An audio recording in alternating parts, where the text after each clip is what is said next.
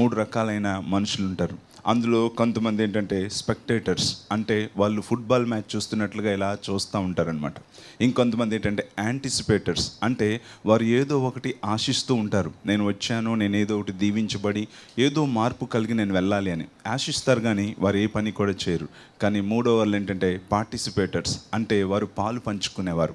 నేను విన్న దానిలో నేను తప్పనిసరిగా క్రియేట్ చేయాలి, పార్టిసిపేట్ చేయాలి, అందులో నేను పాలిభాగస్తుని కావాలి అని అనుకుంటారు. సో ఈ మూడు వర్గాల్లో మనం కేవలం ఈ విధంగా చూసేవారంగానో, స్పెక్టేటర్స్గానో, యాంటిసిపేటర్స్గానో కాకుండా తప్పనిసరిగా పార్టిసిపేటర్స్గా మనం ఉండాలని దేవుడు కోరుకుంటున్నాడు. మనం విన్న మాటలు మన జీవితంలో పని చేయాలని దేవుడు కోరుకుంటున్నాడు. ఈ రోజున నేను చెప్పే సందేశం ఏంటంటే బ్యాడ్ హ్యాబిట్స్, చెడు అలవాట్లకు బానిసలు అనుకోండి. సో బ్యాడ్ హ్యాబిట్స్, చెడ్డ అలవాట్లు, ఈ మాట నేను చెప్పగానే మీకేమనిపించవచ్చు అంటే ఈరోజు బ్యాడ్ హ్యాబిట్స్ అంటే ఈ యొక్క త్రాగుబోతులు ఈ సిగరెట్లు కాల్చేవాళ్ళు, డ్రగ్ ఎడిక్ట్స్ అలాంటి వారు వస్తే ఈ సందేశం బాగుంటుంది అని అనుకోవచ్చు. కానీ నేను రోజు చెప్తుంది చెడు అలవాట్లకు బానిసల గురించి. అయితే మనం అనుకుంటాం చెడు అలవాట్లు అంటే తాగుడు లేకపోతే డ్రగ్స్ తీసుకోవడం, మద్యపానానికి బానిసలు అయిపోయారండి, సిగరెట్లకు బానిసలు అయిపోయారండి, ప్యాకెట్లకు బానిసలు అయిపోయారండి అనే వాటి గురించి నేను చెప్తానేమో అనుకుంటారు. కానీ అవి తప్పనిసరిగా మాట్లాడతాం. కానీ వాటికంటే బైబిల్లో అసలు బానిసలు అంటే కేవలం దీనికి కాదు. అసలు బానిసలు అంటే ఏంటి ఒక్కసారి చూడండి. పేతురు రాసిన 2వ పత్రిక 2 Peter chapter 2 verse 19, రెండో భాగం నేను చదువుతున్నాను. పేతురు రాసిన 2వ పత్రిక 2వ అధ్యాయం 19వ వచనం. ఒకడు దేని వలన జయింపబడునో దానికి దాసుడగును కదా అని చెప్పి ఇక్కడ రాయించాడు. ఇంగ్లీష్లో for a man is a slave to what ever has mastered him. ఇంకో తర్జుమా చెప్తుంది for a man is a slave to what ever controls him అని చెప్పి ఇక్కడ రాయబడింది. సో బానిస అని అంటే, చెడ్డ అలవాట్లకు బానిస అని అంటే ఏదైతే నిన్ను కంట్రోల్ చేస్తుందో దానికి నువ్వు బానిసవు కదా అని చెప్పి దేవుని యొక్క వాక్యం చెప్తుంది. దానికి దాసుడగును కదా అని చెప్పింది. నిన్ను ఏదైతే జయిస్తుందో, దేన్నైతే నువ్వు జయించలేకపోతున్నావో దానికి నువ్వు బానిస అని చెప్పి బైబిల్ గ్రంథం చెప్తుంది. కనుక నువ్వేం జయించలేకపోతున్నావు? ఎన్నో చెడు అలవాట్లు ఉన్నాయండి. వాటికి మనుషులు అనేక రకాలుగా బానిసలు అయిపోతున్నారు. అందుకని ఈ రోజున చెడు అలవాట్లకు బానిస అనే దాన్ని నేను ఎన్నుకున్నాను. అయితే మనం తెలుసుకోవాల్సిన ఇంకో ముఖ్యమైన విషయం ఏంటంటే దేవుడు మనల్ని, ఒకప్పుడు బానిసలుగా ఉన్న మనల్ని దేవుడు స్వతంత్రులుగా చేశాడు. ఒకప్పుడు మనం పాపంలో ఉండేవారం. పూర్వమందు మీరు చీకటి అయి ఉంటిరి. మన బ్రతుకు చీకటి, మన ఇంటి పేరు చీకటి, మన ఒంటి పేరు చీకటి, టోటల్గా మనం చీకటి. అయితే దేవుడు తన కుమారుడైన యేసుక్రీస్తు ప్రభు యొక్క ప్రశస్తమైన రక్తం ద్వారా మనల్ని వెలుగుగా మార్చుకున్నాడు. మనకి దేవుడు స్వాతంత్రాన్ని ఇచ్చాడు. ఇశ్రాయేలు ప్రజలు బానిసత్వం కింద ఉండేటప్పుడు ఫరో యొక్క చేతి కింద ఉన్నారు కనుక ఫరోకి వారు బానిసలు. ఫరో చెప్పినట్లు చేయాల్సి వచ్చింది. దానికి వేరే మార్గం లేదు. వారిని ఏ విధంగా దేవుడు స్వతంత్రులుగా చేశాడో మనల్ని కూడా దేవుడు అలాగే పాపం నుంచి స్వతంత్రులుగా దేవుడు మనల్ని చేశాడు. ఈ స్వాతంత్ర్యాన్ని అపవాది ఎప్పుడు చూసినా దొంగిలించి మనల్ని మరలా బానిసలుగా చేయాలని అపవాది ప్రయత్నిస్తూ ఉంటాడు. అందుకోసమని మన జీవితంలో బానిసలు అయిపోవడానికి మనం ఏ విధంగా ఇష్టపడమో మన యొక్క అలవాట్లకు కూడా మనం బానిసలు అయిపోకూడదని దేవుడు కోరుకుంటున్నాడు. సో ఈ రోజున మనకున్న చెడ్డ అలవాట్లు ఏంటి, ఏది నిన్ను బానిసగా చేస్తుంది అన్నది నువ్వు తప్పనిసరిగా తెలుసుకొని దాని మొక్కగా ఉంటుండగానే పీకేయాలి కదండి. ఒక చిన్న విత్తనం ద్వారానే ఏదైనా మొలుచుకొని మహావృక్షంగా మారుతుంది. అయితే అది చెడ్డ అలవాటు కావచ్చు, మంచి అలవాటు కావచ్చు. ఏదైనా ఒక చిన్న మొలకలా లేచినప్పుడు దాన్ని ఇలా 2 వేలతో లాగేయచ్చు, ఇంకొంచెం పెద్దదైతే 3 వేలతో లాగేయచ్చు, ఇంకొంచెం పెద్దదైతే చెయ్యి పట్టుకొని ఇలా లాగేయచ్చు. కానీ మహా పెద్దదైపోతే దాన్ని ఇంకా మనం లాగటానికి కానీ అది ఓడబెరకడానికి కానీ మనకి వీలు కాదు. అలాగే జీవితంలో ఏ అలవాటైనా చెడు అలవాటుని అది వచ్చిన మొదట్లోనే దాన్ని పీకేయడం మనం నేర్చుకోవాలి. సో ఈ రోజున ఏంటి, దేనికి మనం బానిసలం అవుతున్నాం, చెడు అలవాట్లు అంటే ఏంటి, వేటికి మనం బానిస అయిపోతున్నాం అనేది మనం తప్పనిసరిగా పరీక్ష చేసుకోవాలి. కొంతమంది పనికి బానిసలు అయిపోతారు, కొంతమంది పనికి బానిసలు అయిపోతారు. Some people are slave to work. పనికి చాలామంది బానిసలు అయిపోతారు. మనకి ఇది విచిత్రంగా అనిపించవచ్చు. ఈ మధ్య నేను కొన్ని ప్రాంతాలకి లేకపోతే ఒక దేశంలో కొన్ని రాష్ట్రాలకి వెళ్తున్నప్పుడు అక్కడ కొన్ని దగ్గర భోజనాలు ప్రతి దగ్గర పెడతా ఉంటారు. ఈ భోజనాల్లో ఒక మెరుపు తీగ లాంటి ఒక ఆయన్ని నేను చూశాను. అతను పాటలు పాడు, వాక్యం వెండు, దేవుని సంధిలో కూర్చోడు, కానీ ఇంకా మెరుపులాగే పనిచేస్తూ ఉన్నాడు అనమాట. అతను అసలు ఒక కప్పు మూత తీయాలన్నా, ఒక ఫ్లాస్క్ మూత ఓపెన్ చేయాలన్నా, ఒక హాట్ ప్యాక్ మూత ఓపెన్ చేయాలన్నా, ఒక వ్యక్తికి నీళ్ళు వేయడానికి వాటర్ బాటిల్ మూత ఓపెన్ చేయాలన్నా, దేన్నైనా సరే ఇలా అనే లోపల అందరూ అదొకలా చేస్తున్నాడు అనమాట. ఏంటండి ఇతను కూర్చోడా, ఇతను పాటలు పాడ్డా, ఇతను వాక్యం ఏంటంటే అతను పని పురుగండి, పనికి బానిస అయిపోయాడండి అన్నారు. అమ్మ, ఇది ఒక బానిస అనమాట. పనికి బానిస, పని చేయకుండా ఉండలేడు, దేవుని సన్నిధిలో ఉండలేడు. సో అందుకనే మనకి తెలియని అనేకమైన బానిసత్వాలు ఉంటాయి. అందుకే నేను ముందుగానే చెప్పాను, బైబిల్ గ్రంథం అంటుంది, నువ్వు దేని చేత కంట్రోల్ చేయబడుతున్నావో దానికి నువ్వు దాసుడవు అని చెప్పి బైబిల్ చెప్పింది. సో ఆ వ్యక్తిని పని అనేది అతన్ని కంట్రోల్ చేస్తుంది. అందుకని ఆ వ్యక్తి పనికి బానిస. కనుకనే మనం కూడా ప్రతిదాన్ని పరీక్ష చేసుకోవాలి. ఇంకా ఎంతోమంది బానిసలు ఉన్నారు, కొన్నిటిని మాత్రం మనం చూసుకుందాం. కొంతమంది అసూయకు బానిసలు అయిపోతూ ఉంటారు. Some people are slave to jealous. కొంతమంది అసూయకు బానిసలు అయిపోతూ ఉంటారు. వారి జీవితంలో ఎంతో మంచిగా ఆలోచించాలి అని అనుకుంటారు, కానీ ఎందుకో కానీ అసూయ అనేది కామన్గా వాళ్ళకి పుట్టుకొచ్చేస్తూ ఉంటుంది. ఎందుకంటే వారు దానికి బానిసలు అయిపోయారు. వారి జీవితంలో దేవుడు వారికి ఏమిచ్చాడో అనేది చూసుకునే ఆలోచన విధానం కలిగి ఉండలేరు. వారికంటే ఏదైనా మంచిది ఎదుటి వారికి ఇచ్చేశారా అనే ఆలోచనతోనే వారు ఎప్పుడు కూడా ఉంటారు. అందుకోసమనే వారు దేనికి బానిసలు అయిపోతారంటే అసూయకు బానిసలు అయిపోతారు. వారు ఎప్పుడు చూసినా సరే, నాకంటే మంచి కారు వారు కొనుక్కున్నారా, నాకంటే మంచి భర్తని వాళ్ళకి ఇచ్చాడా, నాకంటే మంచి గోల్డ్ వారు కలిగి ఉన్నారా, నాకంటే మంచి ఇల్లు వాళ్ళకు వచ్చిందా, నాకంటే వాళ్ళ పిల్లలు బాగా సెటిల్ అయ్యారా, నాకంటే వారి పిల్లలకి మంచి కోడలు వచ్చిందా, నాకంటే వాళ్ళకి మంచి అల్లుడు వచ్చాడా, నాకంటే నా బిడ్డల కంటే వాళ్ళకి మంచి జాబ్ వచ్చిందా, మంచి బిజినెస్ వచ్చిందా అని ఎప్పుడు చూసినా ఎదుటి వారు ఏం కొనుక్కున్నారా అన్నదాన్నే చూస్తూ ఉంటారు. ఎదుటివారు ఏం సంపాదించారా అన్నదాన్నే చూస్తారు. వాళ్ళ కన్నులు ఎప్పుడు కూడా ఎదుటి వారి మీదే ఉంటాయి. వారి కన్నులు ఎప్పుడు కూడా నాకంటే ఎక్కువ ఎవడికి ఉండకూడదు అనేటువంటి ఆలోచన మీద ఉంటుంది. అందుకని వారు ఏంటంటే ఇటువంటి అసూయకు బానిసలైపోయారనమాట. అందుకనే వారు అదొక చెడు అలవాటు, అసూయ అనే చెడు అలవాటుని కలిగి వారు ఉన్నారు. దానికి వారు బానిసలైపోయారు. ఈ బానిసలు ఎప్పుడైనా గుర్తించగలరా, నేను అసూయ అనే బానిసత్వం కింద నేనున్నానా, అది నన్ను కంట్రోల్ చేస్తుందా, నేను అన్నింటికీ అసూయ పడిపోతున్నానా అని చెప్పి ఎప్పుడైనా మనం ఆలోచించగలుగుతున్నామా? ఒకసారి ఆలోచించండి. ఇవన్నీ కూడా భయంకరమైన బానిసత్వాలని మనం తెలుసుకోవాలి. వీటిని గురించి మనం అసలు ఆలోచించం. కనుక అసూయ అనే బానిసత్వంలో కొంతమంది ఉండిపోతారు. ఇంకొంతమంది ముచ్చట్లకు బానిసలు అయిపోతూ ఉంటారు. Some people are slave to gossip కదండి. కొంతమందిని మనం చూస్తే గాసిప్, ఎంత చక్కగా ముచ్చట్లు మాట్లాడుతూ ఉంటారు. గాసిప్స్ అంటే గుసగుసలని మనం అనుకోవచ్చు, లేకపోతే ఎదుటివారి గురించి ఎక్కువగా మాట్లాడుకోకుండా ఉండలేని వారు అని కూడా అనుకోవచ్చు. ఇద్దరు ముగ్గురు కలిసినప్పుడు అనేకమైనవి మాట్లాడుకోవచ్చు. కానీ కొంతమందిని మనం చూస్తే ఓన్లీ గాసిప్, ముచ్చట్లు ఆడకుండా ఉండలేరు. అన్నయ్య గారు ఈరోజు మీరు రాలేదేంటి, బ్రదర్ రాలేదేంటి, బావా రాలేదేంటి, ఈరోజు కొంతమంది గురించి మాట్లాడుకుందాం కదా, నువ్వు రాకపోయేటప్పుడు నాకు ఏదోలా అయిపోయింది, ఈ వార్త తెలిసింది, విన్నావా, నిజమేనా, త్వరగా వచ్చే మాట్లాడుకుందాం, టీ పెట్టించేసాను అని చెప్పి పిలిచేసి గాసిప్ చేస్తూ ఉంటారు. దానికి నువ్వు తెలియకుండానే ఎడిక్ట్ అయిపోతావు. దానికోసమని ప్రతిరోజు ఏమైంది తెలుసుకోవాలని ఒక వాంఛతో కొంతమంది ఉంటారు. అది కూడా ఒక బానిసత్వమే. దాని నుంచి మనం బయటకు రాగలుగుతున్నామో లేదో మనం చూసుకోవాలి. కొంతమంది కోపానికి బానిసలు అయిపోతారు, యాంగర్ కదండి. కొంతమంది కోపానికి బానిసలు అయిపోతూ ఉంటారు. వారి ఆలోచన ఎప్పుడూ కూడా ప్రశాంతంగా ఉండదు. వారు ఎప్పుడూ కూడా మంచిదాని గురించి ఆలోచించరు. కోపాన్ని పుట్టించే వాటినే వారు ఎప్పుడు కూడా తీసుకోగలిగేలా వారికి కేవలం కోపం అనేది వారిని పరిపాలిస్తుంది. కోపం అనే దాని కంట్రోల్ కిందకు వచ్చేసారు కాబట్టి వారు కోపం అనే బానిసలు, కోపానికి బానిసలు అయిపోతారు. వారు ఊరకనే కోప్పడిపోతూ ఉంటారు. బాబు అన్నా కొన్నిసార్లు కోపం వస్తూ ఉంటుంది. వారు మూడు బాగోపోయినా బాగున్నా సరే వారు కోపానికి బానిసలు అయిపోతూ ఉంటారు. అందుకని బైబిల్ చెప్తుంది, కోపమే పాపము, కోపము చేయుడు కానీ కోపపడుడు కానీ పాపము చేయుకుడి అని కూడా ఉంది. పాపము కానీ కోపం ఒకటి ఉంది. కానీ మనం ఎప్పుడైతే పాపమైన కోపాన్ని చేస్తున్నామో మనం దానికి బానిసలు అయిపోయామని అర్థం. దేవుని న్యాయమైన కోపం ఉంది, అలాగే అన్యాయమైన కోపం కూడా ఉంది. దేవుని కోపం న్యాయమైన కోపం. ఆయన కోపడ్డాడంటే అందులో న్యాయం ఉంటుంది. కానీ మనం కోపపడ్డప్పుడు అందులో మనకి న్యాయం అనేది అసలు ఉండదు. మనం ఏదైనా చెడ్డది చెప్పినా అది చేయకపోతే మనకి కోపం వస్తుంది కదండి. కానీ దేవుడు అలా కాదు. ఎప్పుడు మంచిదాన్ని ఆయన మెచ్చుకుంటాడు, చెడ్డదాన్ని ఆయన కోపించుకుంటాడు కదా. అందుకోసం అని చెప్పి మనం కోపం అనే బానిసత్వం కిందకి మనం వెళ్ళిపోకూడదు. మనకి తప్పనిసరిగా కోపం రావాలి. కోపం రాకపోతే మనం అసలు మనుషులమే కాదు కదండి. మన ముందు అన్యాయాలు జరిగిపోతుంటే చిద్విలాసంగా నవ్వుతూ ఉంటే అసలు మన మనుషులమేనా? దేవునికి కూడా కోపం వస్తుంది కదా. అందుకోసమని కావున నేను కోపించి 40 ఏళ్ళు ఈ తరం వారి వాళ్ళని విసిగింపబడి నేను కోపపడి మీరు ఎన్నడూ నా విశ్రాంతిలో ప్రవేశించరని ఇశ్రాయేల్ ప్రజల గురించి చెప్పాడు. ప్రేమ ఉంటే కోపం ఉండకూడదండి అని చెప్పి చాలామంది అంటారు. ప్రేమ ఉంటే కోపం ఉండకూడదని ఉందా? కొరింథీయులకు రాసిన మొదటి పత్రికలో ప్రేమను గురించిన అధ్యాయంలో ఏమనుంది? ప్రేమ త్వరగా కోపపడదు అన్నది.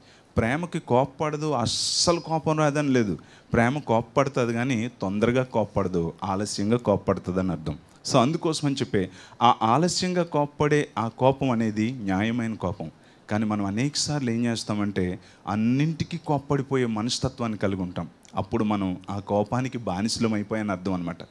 ఈ కోపం మానలేకపోతున్నానండి, ప్రార్థన చేయండి, ఊరకనే కోపం వచ్చేస్తుందండి అని అంటారు. అంటే ఏమవుతున్నావు, నువ్వు కోపానికి బానిసమైపోయావు అనమాట.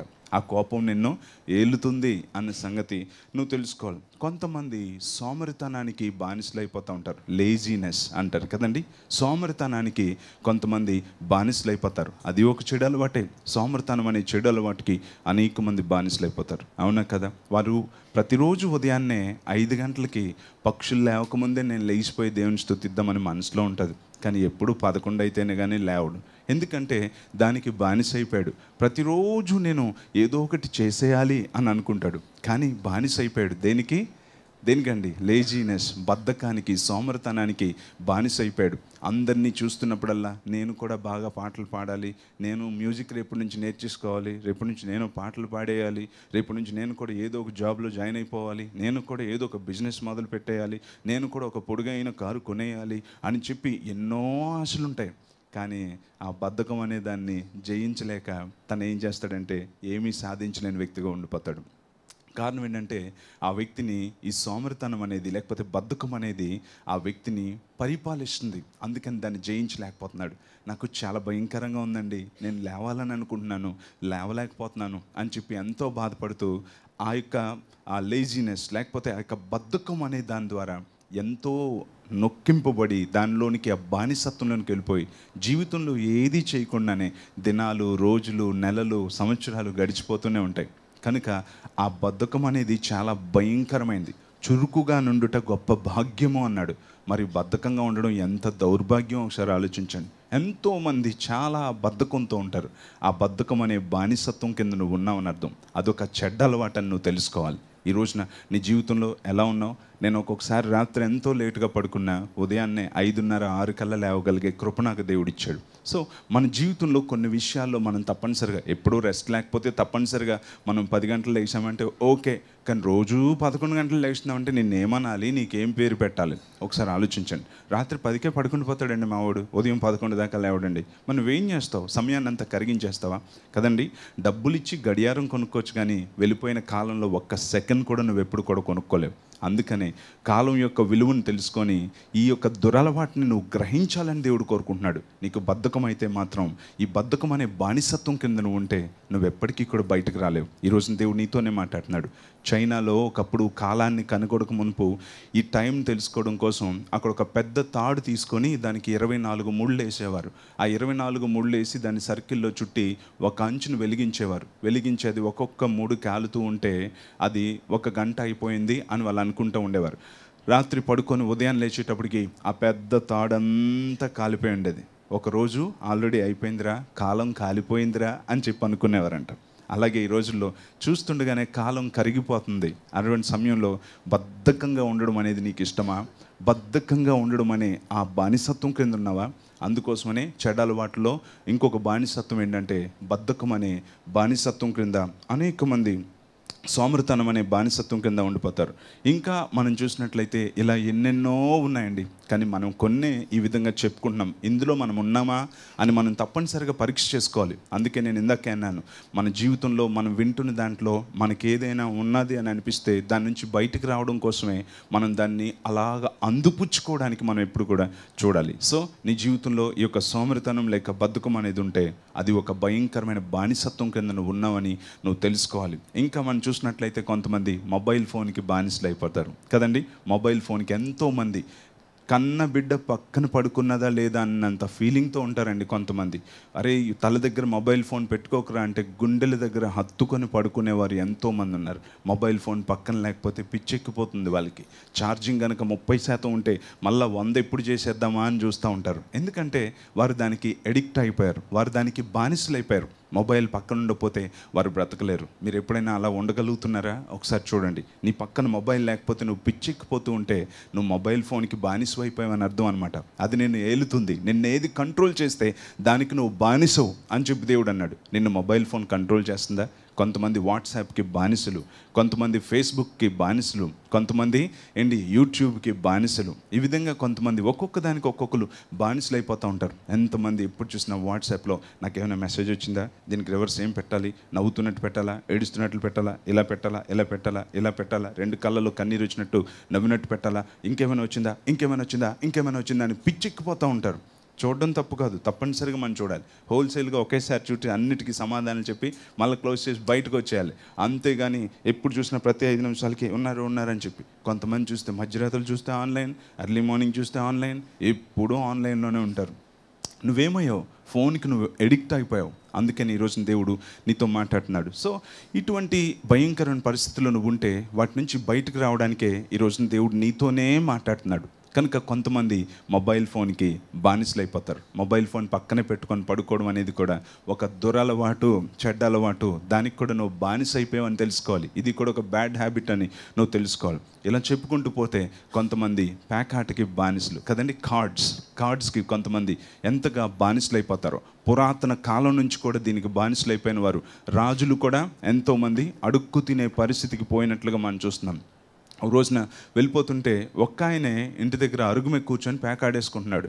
కనీసం ఆపోజిట్లో ఒక వ్యక్తి అయినా ఉండాలి కదా అని చెప్పి అనుకొని ఏంటంటే ఒక్క ఆయన ప్యాకెట్ ఆడేసుకుంటున్నాడు. ఏంటంటే మా ఓడికి బాగా పిచ్చి ముదిరిపోయిందండి, అవతలోడు ఆట కూడా మా ఓడే ఆడేస్తుంటాడండి అని చెప్పి అన్నాడు. అంటే అక్కడ కూర్చొని ఏం చేస్తాడంటే ఇలాగ ఆడేసి మళ్ళీ అటువైపు ఆడాట కూడా ఆడేస్తున్నాడు. అంటే ఎడిక్ట్ అయిపోయాడు అనమాట. చివరికి ఆ వ్యక్తికి ఎంత భయంకరమైన పరిస్థితిలోకి వెళ్తాడో ఒకసారి ఆలోచించాను. చాలా ఫోన్లు, ఉత్తరాలు వచ్చినప్పుడు చాలా బాధ అనిపిస్తూ ఉంటుంది. సామర్థ్యం కలిగిన వారు, చదువుకున్న వాళ్ళు, ఏదైనా సాధించి బాగా సంపాదించి పిల్లలకి మంచి భవిష్యత్తుని ఇవ్వగలిగేవారు. కానీ వాళ్ళు పేక మొక్కలకి అడిక్ట్ అయిపోయారు. వారు బానిసలు అయిపోయారు. వారిని పేక మొక్క కంట్రోల్ చేస్తున్నాం. ఆ పేక మొక్క కింద వాళ్ళు ఉండిపోయారు. దానికోసం వాళ్ళు పొలాలు అమ్మేస్తారు, దానికోసం వారి స్థలాలు అమ్మేస్తారు, దానికోసం వారి ఇల్లు అమ్మేస్తారు, చివరికి వారి ఇంట్లో ఉన్న బంగారం అమ్మేస్తారు, చివరికి భార్య మెడలో ఉన్న పుస్తలు అమ్మేస్తారు, చివరికి అటుక మీద ఉన్న ఇత్తడి బిందులు, సేవంటి బిందులు కూడా అమ్మేస్తారు. అమ్మేసి వారి ప్రాణం కూడా తీసేసుకుంటారు. అన్ని కోట్ల రూపాయలు ప్యాకెట్లో పోగొట్టుకున్నా సరే వారికి ఇంకా ప్యాకెట్ ఆడాలనే అనిపిస్తుంది. ఒక కార్డు ముక్క నిన్ను ఎంత బానిసత్వంలోకి తీసుకెళ్ళిపోయింది ఎప్పుడైనా ఆలోచించావా? మీలో కూడా ఈ ప్యాకెట్లు ఆడడం మీకు అలవాట? ఒకళ్ళు ఎవరైనా సరదాకి ప్యాక్ ముక్కలు మొదలు పెట్టారా? రూపాయి కోసం పందెం వేసుకుంటూ ఆడుతున్నారా? ఆ రూపాయి ₹1,00,00,000 నేను తీసుకొని వెళ్తా అనే సంగతి నువ్వు మర్చిపోకూడదు. ప్యాక ముక్కని ముందు నుంచే పక్కన పెట్టడం అనేది కాదు, దూరంగా పడేయడం నువ్వు నేర్చుకోవాలి. ఈ రోజుల్లో చిన్న పిల్లలకి కూడా కార్డ్స్ ఇచ్చి ఆడుకోండి అని చెప్పి అంటున్నారు. అదేమైనా చెస్సా? ఒకసారి ఆలోచించండి.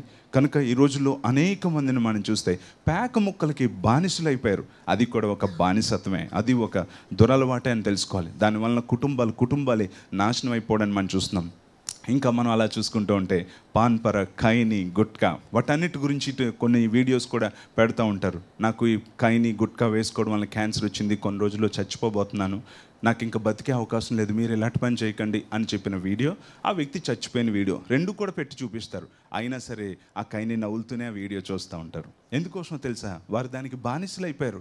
బుగ్గలో ఇంత ముక్క పెట్టుకోకపోతే ఉండలేడు, చచ్చిపోతానేమో అని అనుకుంటాడు. అంటే నిన్ను ఆ చిన్న ఖైనీ ప్యాకెట్ నిన్ను కంట్రోల్ చేస్తుంది. ఇంత పెద్ద మనిషిని ఒక చిన్న ఖైనీ ప్యాకెట్ కంట్రోల్ చేస్తుంది. ఈరోజు దేవుడు నీతోనే మాట్లాడుతున్నాడు. నువ్వు కూడా బొగ్గలో పెట్టుకోకుండా ఉండలేవా? నువ్వు కూడా దానికి బానిసైపోయావా? దానికోసమే నీ జీవితాన్ని కరిగించేస్తావా? దానికోసమే నీ జీవితాన్ని నాశనం చేస్తావా? అందుకోసమైనా దేవుడు నిన్ను రక్షించుకున్నాడు, అందుకోసమైనా తన ప్రశస్తమైన రక్తాన్ని నీకు ఇచ్చాడు. ఒక్కసారి ఆలోచించు. ఈరోజు దేవుడు నీతోనే మాట్లాడుతున్నాడు. ఇంకొంతమందిని మనం చూస్తే సిగరెట్లకి బానిసలు అయిపోతూ ఉంటారు. చైన్ స్మోకర్స్ అని చెప్పి అంటారు. వారు సిగరెట్లకి బానిసలు. కేవలం 3 అంగుళాలు సిగరెట్ కోసం 6 అడుగుల మనిషి పిచ్చెక్కిపోతూ ఉంటాడు. మొన్న ఖతార్ ఎయిర్పోర్ట్లో దిగిన తర్వాత ఒక వ్యక్తి వణికిపోతూ ఉన్నాడు. అర్జెంటుగా బాత్రూమ్కి వెళ్ళాలని ఏంటో అని చెప్పి నేను అతని కాస్త చూస్తున్నాను. టెన్షన్తో వణికిపోతున్నాడు. వీడి బాధ అర్థం చేసుకుని ఇంకొకడు ఉన్నాడు, అల్లంత దూరం నుంచి వచ్చాడు. భయ్యా సిగరెట్ కాల్చాలా నువ్వు? అక్కడ స్మోకింగ్ జోన్ ఉంది, వెళ్ళిపో అంటే థ్యాంక్ యూ భయ్యా అనుకుంటూ పరిగెత్తుకుంటూ వెళ్ళిపోతున్నాడు. ఎందుకు? వీడికి బాత్రూమ్ కాదు అర్జెంట్, సిగరెట్ కాల్చేయాలి. ఒక 3 అంగుళాల సిగరెట్ ముక్కకి అతడు బానిస అయిపోయాడు. ఆ సిగరెట్ కాల్చకపోతే ఉండలేడు. అందుకని విమానాల్లో ఎంత ప్రమాదమో కాబట్టే బాబు స్మోకింగ్ చేయొద్దు అని చెప్పి అక్కడ కూడా పెడతారు. సిగరెట్ పెట్టు మీద కూడా ఉంటుంది, cigarette smoking is injurious to your health అని చెప్పి. అయినప్పటికీ కూడా దానికి బానిస అయిపోయాడు. అందుకనే ఈ 21st సెంచరీలో అనేక కోట్ల మంది యవనస్తులంట యంగ్ విడోస్ని ప్రొడ్యూస్ చేస్తారని ఒక సర్వే చెప్పింది. యంగ్ విడోస్ని ప్రొడ్యూస్ చేస్తారు అంటే అర్థం ఏంటి? యవ్వనంలోనే సిగరెట్ కాల్చేవాడు చచ్చిపోతాడని దాని అర్థం. చూసారండి? అంటే నీకు దేవుడిచ్చిన ఆయుష్ని చిదిమేసే ఒక మహాశక్తి ఒక 3 అంగుళాల గొట్టంలాగా ఉండే ఒక సిగరెట్ పీకకి ఇచ్చాడు. అంటే అపవాది నిన్ను ఒక సిగరెట్ ముక్కకి బానిసగా చేశాడు. అది కాల్చకుండా నువ్వు ఉండలేకపోతున్నావు. అది నిన్ను లోపలే కాల్చేసి నిన్ను నిత్యం కాలేని నరకానికి నిన్ను పంపిస్తుంది. నువ్వు కూడా సిగరెట్ కాలుస్తున్నావా? బడ్డీలు వెనక్కి వెళ్ళిపోయి కాలుస్తూ ఉంటారు కొంతమంది, చీకట్లోకి వెళ్ళిపోయి కాలుస్తూ ఉంటారు. ఇలాంటి వాళ్ళందరూ చీకట్లోనే పనులు చేస్తూ ఉంటారు. అయితే దేవుడు నీతోనే మాట్లాడుతున్నాడు. అది ఒక బానిసత్వం, ఇది ఒక చెడు అలవాటు. దానికి నువ్వు బానిస అయిపోయావని సంగతి తెలుసుకోవాలి. ఇంకా ఏం చెప్పుకుందాం? మందు. కొంతమంది తాగుడికి బానిసలు అయిపోతూ ఉంటారు. చిన్నగా ప్రారంభిస్తారు, అక్కడి నుంచి తాగుడికి బానిసలు అయిపోతూ ఉంటారు. ఎప్పుడైతే వీరు తాగుడికి బానిసలు అయిపోయారో ఇంకా అక్కడి నుంచి వారికి వావి వరుసలు అనేవి తెలియవు. ఎప్పుడైతే తాగుడికి మద్యానికి బానిసలు అయిపోయారో వెంటనే అక్కడి నుంచి వారు నేను తాగానా లేదా అన్నదే చూస్తారు, కానీ నా భార్య నా పిల్లలు తిన్నారా, కడుపు నిందా అన్నం తిన్నారా, ఇంట్లో వాళ్ళు సంతోషంగా ఉన్నారా అన్నది చూడరు. యవ్వన బిడ్డలు తాగి వచ్చే తండ్రి వలన ఎంతో సిగ్గుపడిపోతారు. నేను కూడా ఎంతో సిగ్గుపడుతూ ఉండేవాడిని. మా నాన్నగారు తాగేసి వస్తే ఏం చేస్తారో తెలీదు. అందరి ముందు అన్నీ ఇసిరేస్తారు, అందరి ముందు మా బట్టలు చింపేస్తారు, అందరి ముందు మమ్మల్ని బయటికి పంపించేస్తారు. సాయంత్రం అయితే బిక్కుమంటూ ఉండేవారు. అమ్మో నాన్న తాగేసి వస్తాడు, ఏం చేస్తాడో ఏంటో తెలీదు. ఈరోజు అన్నం కలిసి తినగలుగుతామా, అసలు తినేస్తాడా, లేకపోతే అన్నం తన్నేస్తాడా అని ఎప్పుడు భయంతో ఉండేది. 3 గంటలకి స్కూల్ అయిపోతుంది, ఇంకో గంటలు అనేటప్పటికి బెంగతో ఉండేవారు. వాళ్ళు తాగడం, ఆ తాగుడు చిన్నపిల్లలమైన మాతో తెప్పించుకోవడం ఎంతో బాధ అనిపించేది.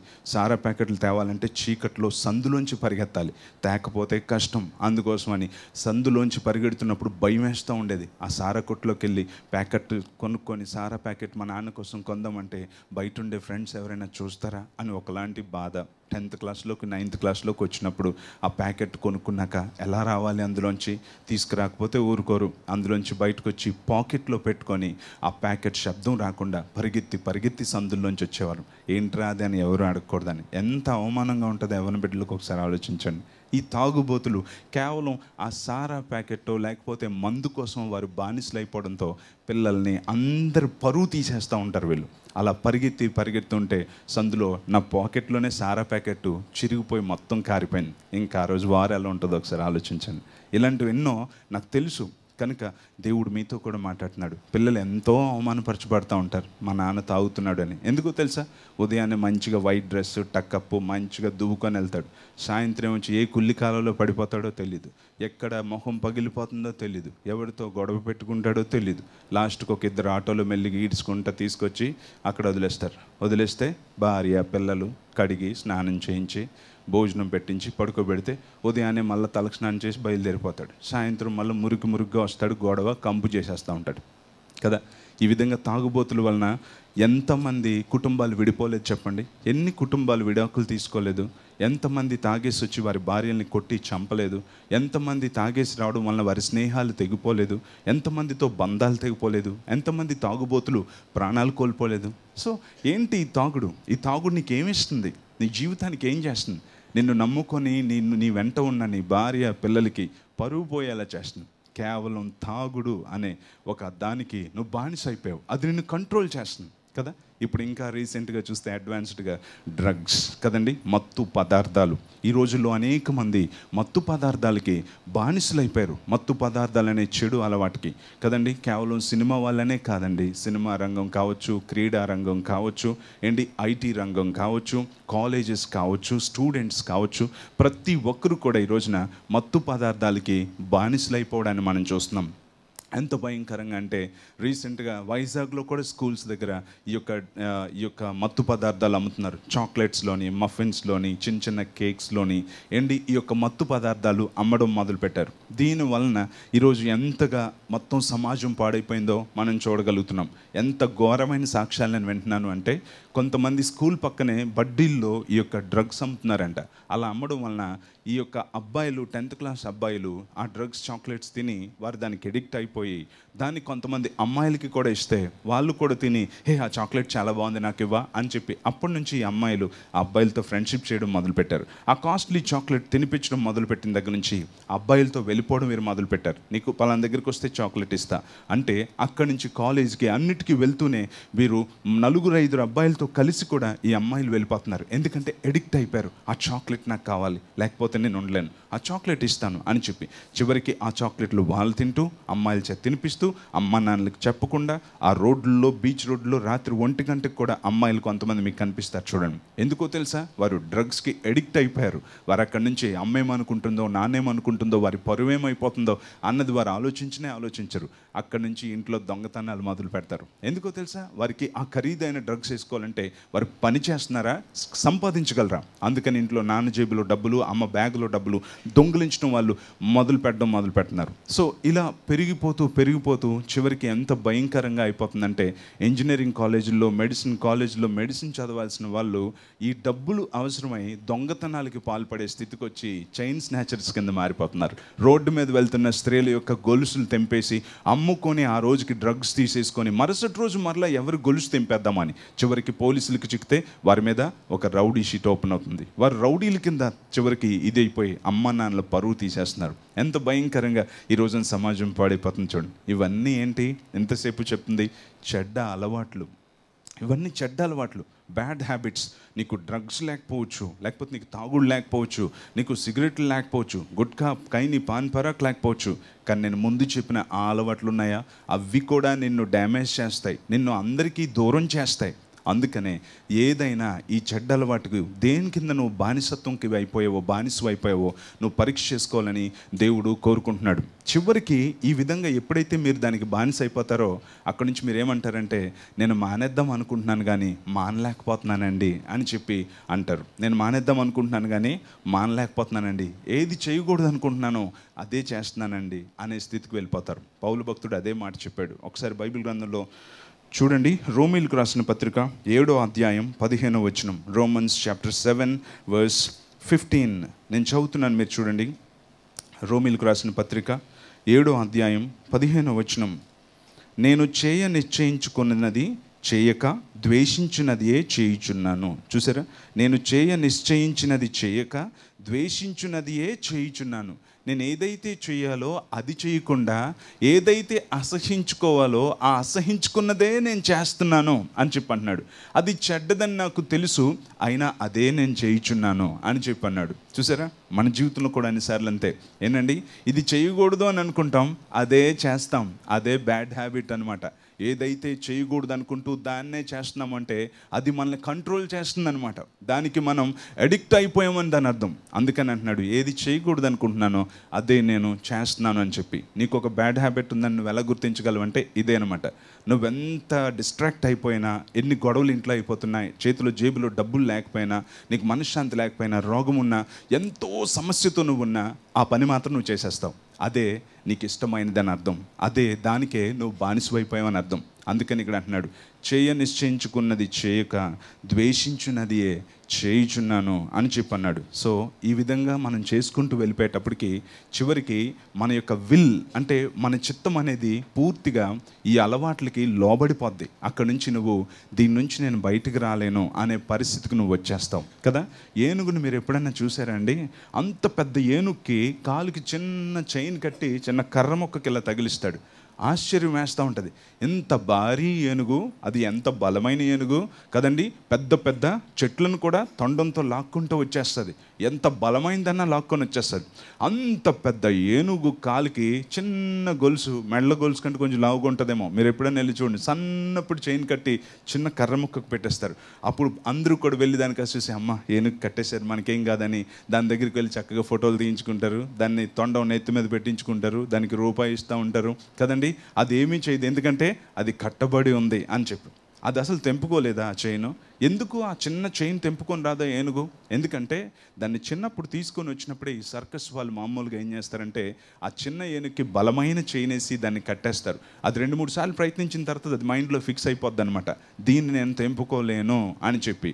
అలా ఫిక్స్ అయిపోయిన తర్వాత అది ఎంత పెద్దదైపోద్ది, అయిపోయినాక చిన్న చైన్ వేసినా సరే అది మనసులో ఆల్రెడీ ఫిక్స్ అయిపోయింది, ఈ చైన్ తెంపడం నా వల్ల కాదని. అందుకే అక్కడే కాలు అలా ఊపుకుంటూ అలా అక్కడనే ఉంటుంది తప్ప ఒక్క ఇంచు కూడా కదలదు. ఒక్క ప్రయత్నం చేస్తే ఆ చైన్ దానికి అసలు చైనే కాదు, టపక్కు మన దారపు పోగు తెగిపోయినట్లు తెగిపోద్ది. కానీ అది మైండ్లో ఫిక్స్ అయిపోయింది, నేను దీన్ని తెంపలేను అని చెప్పి. అందుకే చిన్న గొలుసు కట్టి అలా తగిలించి వదిలేస్తాడు అంత భారీ ఏనుగును కూడా. మనం కూడా అంతే, ఎప్పుడైతే ఒకదానికి ఎడిక్ట్ అయిపోయామో ఇందులోంచి మనం బయటకు రాలేం అని చెప్పి అనుకుంటాం. కానీ ఇందులోంచి మనం బయటకు రాలేమా అని చెప్పి అంటే 100% మనం బయటకు రాగలం. ఎందుకోసమో తెలుసా? దేవుడు ఏమన్నాడంటే శోధన తప్పించుకునే మార్గాన్ని నేను నీకు చూపిస్తాను అని చెప్పి అన్నాడు. హల్లెలూయా. కొరింథీయులకు రాసిన మొదటి పత్రిక 10వ అధ్యాయం 13వ వచనంలో శోధన తప్పించుకునే మార్గాన్ని చూపిస్తాను. దేవుని యొక్క మాటలు మనం అర్థం చేసుకోవాలి కదండి. సో అందుకని ఈ రోజున ఒక 3 ముఖ్యమైన విషయాలు త్వరగా మీకు చెప్తాను. సో ఈ యొక్క మనకుండే ఈ దురలవాట్ల నుంచి, ఈ బానిసత్వం నుంచి, ఈ బ్యాడ్ హ్యాబిట్స్ నుంచి మనం బయటకు రావాలంటే 3 స్టెప్స్ ఉన్నాయి. ఆ 3 ఏంటంటే స్టెప్స్ టు విక్టరీ, విజయానికి మెట్లు. Number 1, admit you have a problem. మొట్టమొదట నువ్వు సమస్యను అంగీకరించు. Admit you have a problem. చాలాసార్లు మన జీవితంలో మన సమస్యను మనం అంగీకరించాం. ఒక వ్యక్తి యొక్క జీవితంలో విడుదల కార్యక్రమం ఎప్పుడు ప్రారంభమవుతుందో తెలుసా అండి? అంగీకరించినప్పటి నుంచే, ఒప్పుకున్న దగ్గర నుంచే ఆ యొక్క విడుదల కార్యక్రమం అనేది ప్రారంభమవుతుంది. యోహాను రాసిన మొదటి పత్రిక 1వ అధ్యాయం 9వ వచనంలో, 1 John chapter 1 verse 9 ఏమనుంది? మన పాపములను మనము ఒప్పుకొనిన ఎడల కదండి, మన పాపములను మనం ఒప్పుకునే ఎడల ఆయన నమ్మదగిన వాడును నీతిమంతుడు గనక సమస్త దుర్నీతి నుండి మనల్ని విడిపించి పవిత్రులనుగా చేయును. సమస్త దుర్నీతి నుంచి మనల్ని విడిపిస్తాడు. ఎప్పుడో తెలుసా? ఒప్పుకొనిన ఎడల. So everything starts with confession. మనం ఎప్పుడు కూడా ఒప్పుకోవాలి. ఎవరి దగ్గర ఒప్పుకోవాలి? మనుషుల దగ్గర, పాస్టర్ గారి దగ్గర కాదండి, ప్రభువు దగ్గర ఒప్పుకోవాలి. మన నాన్న దగ్గర మనం ఒప్పుకోవాలి. ఏ నాన్నకు గాయాన్ని కలుగు చేశామో, ఏ నాన్న మనల్ని స్వతంత్రుడిగా చేస్తే ఆ నాన్నకు అవమానం కలుగు చేశామో ఆ నాన్న దగ్గరే మనం ఒప్పుకోవాలి. మన ప్రభువు దగ్గర మనం ఒప్పుకోవాలి. తప్పిపోయిన కుమారుడు స్నేహితులతో పాటు ఊరి బయటకు వెళ్ళిపోయి విచ్చలవిడిగా జీవించి అనేక వ్యసనాలకి బానిసైపోయి అన్నీ పోగొట్టుకొని పందుల్ని మేపుకుంటూ పందులు తినాల్సిన, పొట్టు తినాల్సిన పరిస్థితి వచ్చినప్పుడు ఆ వ్యక్తి ఏం చేశాడో తెలుసా? తన తండ్రిని జ్ఞాపకం చేసుకొని మా నాన్న దగ్గరికి వెళ్తాను, నేను ఒప్పుకుంటాను, నాన్న నేను చేసింది కరెక్ట్ కాదు, మా నాన్న దగ్గర అనేక మంది పనివారు కూడా కడుపు నిండా భోజనం చేస్తున్నారు, నేను ఈ బానిసనైపోయి, ఈ చెడ్డ అలవాట్లకు బానిసనైపోయి తినడానికి కూడా లేకుండా గడ్డం పెరిగిపోయి చింపిరి గుడ్డలు వేసుకోవాల్సి వచ్చిందని నాన్న దగ్గరికి తిరిగి వచ్చి ఒప్పుకున్నాడు. కనుకనే చింపిరి గుడ్డలు ఆ నాన్న తీసేశాడు, రంగురంగుల అంగీని ధరింపజేశాడు, మంచిగా తలకు స్నానం చేయించాడు, ఉంగరాన్ని పెట్టించాడు, చెప్పులు జోడిగించాడు, ఏంటి పెద్ద విందు కూడా చేశాడు. కారణం ఏంటో తెలుసా? ఆ కుమారుడు తిరిగి నాన్న దగ్గరికి వచ్చి ఒప్పుకున్నాడు. అలాగే మన జీవితంలో కన్ఫెషన్ తోటే, దేవుని దగ్గర ఒప్పుకోవడంతోనే మన జీవితంలో విడుదల కార్యక్రమం అనేది ప్రారంభమవుతుంది. అందుకని మనం దేవుని దగ్గర ఒప్పుకోవాలి. రెండవదిగా నెంబర్ 2, చెడు అలవాట్లతో పోరు సాగించడానికి దేవుని శక్తిని ఆధారం చేసుకోవాలి. Depend on God's power to combat bad habits. మన జీవితంలో చెడ్డ అలవాట్లను మనం జయించడానికి, వాటితో పోరాటం చేయడానికి దేవుని సహాయాన్ని మనం తీసుకోవాలి. ఎందుకంటే మన స్వశక్తితో మనం దేన్ని కూడా చేయలేం. అందుకనే ఫిలిప్పీలకు రాసిన పత్రిక 4వ అధ్యాయం 13వ వచనంలో ఏమనుంది? ఫిలిపియన్స్ చాప్టర్ 4 verse 13, నన్ను బలపరచు వాని యందు నేను సమస్తము చేయగలను. సో నువ్వు ఒక బ్యాడ్ హ్యాబిట్ నుంచి బయటికి రావాలి అంటే, ఆ బయటికి రావడానికి నీకు బలమిచ్చేవాడు ఒకడున్నాడు. ఆయన నీ దేవుడు, ఆయన నీ తండ్రి. నిన్ను బలపరిచే వాని యందు నువ్వు సమస్తము చేయగలవు. అందుకనే నువ్వే బంధకం నుంచి అయినా బయటకు రావాలనుకుంటే, ఆ బానిసత్వం నుంచి బయటకు రావాలంటే దేవుని శక్తిని ఆధారం చేసుకోవాలి. ఎందుకు? యెషయా గ్రంథం 41వ అధ్యాయంలో దేవుడు ఏమన్నాడు? ఐజయా చాప్టర్ 41 verse 13, నేను నీకు సహాయము చేయుదునని చెప్పుచు నీ కుడి చేతిని పట్టుకుని ఉన్నాను. నా కుమారుడా, నా కుమార్తె, నేను నీకు సహాయం చేస్తాను. ఈ బంధకం నుంచి నువ్వు బయటకు రావాలని కోరుకుంటున్నావా? ఈ చెడు అలవాటు నుంచి నువ్వు బయటకు రావాలని కోరుకుంటున్నావా? నేను నీకు సహాయం చేస్తాను అని చెప్పి దేవుడు అంటున్నాడు. అందుకని మన జీవితంలో ఒక బంధకం నుంచి బయటకు రావడానికి మన స్వశక్తితో ప్రయత్నిస్తే ఎన్ని డబ్బులు ఖర్చు పెట్టినా మనం దాని నుంచి బయటకు రాలేం. కానీ దేవుని సహాయాన్ని మనం తీసుకుంటే దేవుడు మనల్ని తప్పనిసరిగా మారుస్తాడు, నూతన సృష్టిగా మనల్ని మార్చగలుగుతాడు. ఒక ఆయన చెప్పాడు, నేను సిగరెట్లు ఇప్పటికీ 100 సార్లు మానేశానండి అని. అంటే మానేసినట్టేనా? 100 సార్లు మానేయడం అంటే ఏంటి? మానేసి మొదలుపెట్టి. ఎందుకంటే స్వశక్తితో. కానీ మనం ఎప్పుడైతే దేవుణ్ణి ఆధారం చేసుకుంటామో, దేవునికి నీ జీవితంలో ఎంతగా భాగస్వామ్యాన్ని ఇస్తావో అంతగా దేవుడు నీ జీవితంలో తన కార్యాన్ని చేస్తూ నిన్ను నూతన సృష్టిగా దేవుడు చేస్తాడు. అందుకనే ఇటువంటి బానిసత్వం నుంచి బయటకు రావాలంటే దేవునికి నీ జీవితంలో ప్రముఖ స్థానాన్ని ఇవ్వడం నేర్చుకోవాలి. మూడవదిగా, మనం ఈ బంధకాల నుంచి బయటికి రావాలి అంటే నిన్ను అదుపు చేసే చెడ్డ అలవాట్ల స్థానాన్ని మంచి అలవాట్లతో భర్తీ చేసుకోవాలి. Bad controlling habits must be replaced by good ones. మన జీవితంలో మంచి అలవాట్ల ద్వారా ఈ చెడ్డ అలవాట్లని మనం భర్తీ చేయాలి. ఇప్పుడు దాకా మనం చెడ్డ సహవాసంలో ఉన్నాం, చెడ్డవారితో ఉన్నాం. ఇప్పుడు మనం చేయాల్సింది ఏంటంటే మంచి అలవాట్లతో మనం వాటిని రీప్లేస్ చేయగలగాలి. కానీ చాలాసార్లు మనం అదే దుస్తులతో తిరగాలనుకుంటాం, అదే వ్యక్తులతో, అదే వస్తువులతో ఉండాలని అనుకుంటాం. కానీ మనం మంచివారిగా ఉండాలని అనుకుంటాం. మనం నిజంగా మార్పు చెందాలి అంటే మూడవదిగా చేయాల్సింది ఏంటంటే ఆ దుష్ట సహవాసం వదిలేయాలి, ఆ గోడల మీద కూర్చోవడం మానేయాలి, పనికిమాలినలతో మాట్లాడడం మానేయాలి, అనవసరమైన అపవిత్రమైనవి చూడడం మానేయాలి. అవన్నిటిని మనం మంచి విషయాలతో, మంచి అలవాట్లతో మనం రీప్లేస్ చేయాలి. దేవుని ప్రజలతోనూ, దేవుని యొక్క వాక్యంతోనూ, మంచి పుస్తకాలతోనూ మనం వాటిని రీప్లేస్ చేసినప్పుడు వాటిని మనం జయించగలుగుతాం. అందుకనే మనం వీటి నుంచి తప్పనిసరిగా విడుదల పొందాలనుకున్నప్పుడు తప్పనిసరిగా ఈ మంచి పని మనం చేయాలి. కనాను వెళ్ళేటప్పుడు దేవుడు ఏమన్నాడు? కనాన్లోకి వెళ్ళినాక అక్కడ ఉండే వారిని ఎవరిని ఇంకా వన్నెవకు, అందరినీ తరిమే అని చెప్పన్నాడు కదా. సంఖ్యాకాండం 33 అధ్యాయం 55 వచనం. నంబర్స్ చాప్టర్ 33 వర్స్ 55 నేను చదువుతున్నాను చూడండి. అయితే మీరు మీ ఎదుట నుండి ఆ దేశ నివాసులను వెళ్ళగొట్టని ఎడల మీరు వారిలో ఎవరిని ఉండనిచ్చెదరో వారు మీ కన్నులలో ముండ్లుగాను మీ ప్రక్కల్లో సోలముగాను ఉండి మీరు నివసించు ఆ దేశంలో మిమ్మను బాధ పెట్టుదురు. చూసారండి, ఆ నివాసులను, ఇప్పుడు దాకా నివసించిన ఆ ప్రజల్ని నువ్వు ఉండనిస్తే వారిని వెళ్ళగొట్టకుండా పర్వాలేదులే ఉండు, నేను బాగా భక్తిగా ఉండగలను అని అన్నావంటే వారు నీ కళ్ళలో ముండ్లుగాను నీ పక్కలో బల్లాలుగా ఉంటారు.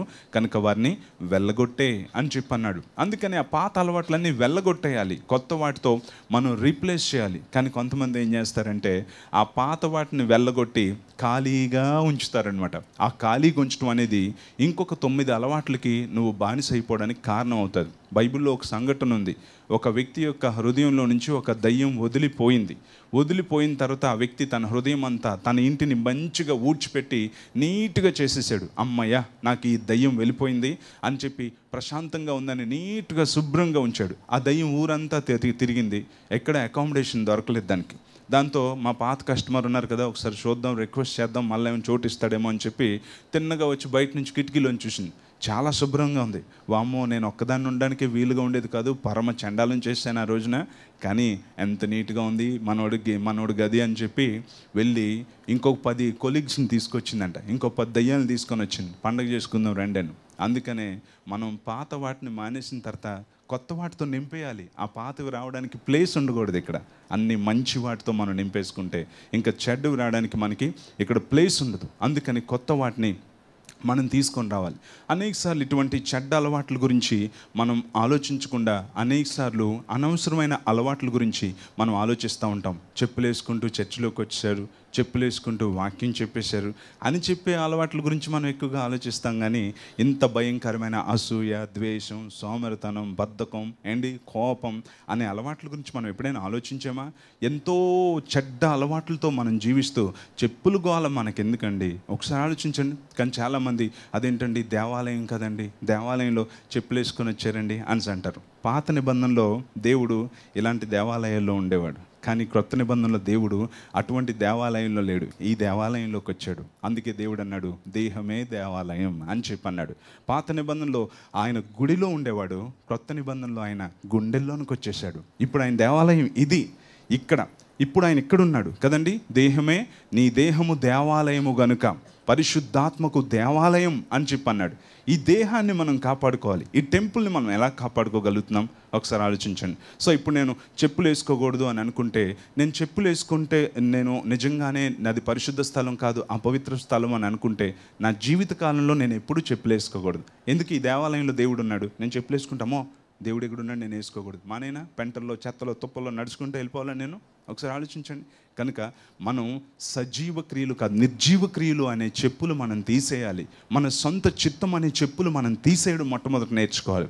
కనుక ఏవి తీయాలో మనం నేర్చుకోవాలని దేవుడు కోరుకుంటున్నాడు. సో కాబట్టి ప్రియమైన సహోదరి సహోదరుడా, ఈ రోజున దేవుడు నీతోనే మాట్లాడుతున్నాడు. నీ జీవితంలో చెడ్డ అలవాటు అది ఏదైనా సరే, దానికి నువ్వు బానిసమైపోయావా? ఆ బానిసత్వం నుంచి నువ్వు విడుదల పొందడానికి దేవుడు మార్గాన్ని తెరిచాడు కదండి. నన్ను బలపరచు అని అందే నేను సమస్తం చేయగలను, తప్పకుండా నేను దేవుడు బలపరుస్తాడు. వాటి నుంచి విడిపించబడితే నువ్వు సమాజానికి దీవెనకరంగా ఉంటావు, దేవునికి మహిమకరంగా ఉంటావు, నీకు ఇచ్చిన జీవితానికి ఒక సార్థకత కూడా లభిస్తుంది. అందుకే ప్రార్థన చేసుకుందాం. ఈరోజు విన్న మాటలు మా అందరి హృదయంలో దిట్టమైన చోట మేకు కొట్టబడినట్లుగా ప్రతి ఒక్కరి హృదయంలో నాయన ముద్రించబడగలుగుటకు సహాయం చేయండి, స్థిరపరచబడగలుగుటకు సహాయం చేయండి. ఏ అలవాటైనా నీ నుంచి దూరం చేసి, లోకంలో పాడు చేసి, సమాజానికి ఉపయోగపడకుండా నీకు అవమానాన్ని తెచ్చి పాతాళానికి పోయేటువంటి ఆలోచనలు నాయన, అటువంటి అలవాట్లు ప్రతి హృదయంలో నుంచి యేసు నామములో తొలగిపోవును గాక. నీ సహాయంతో ప్రతి ఒక్కరూ జయ జీవితాన్ని కలిగి ఉండగలిగే కృప దయచేయండి.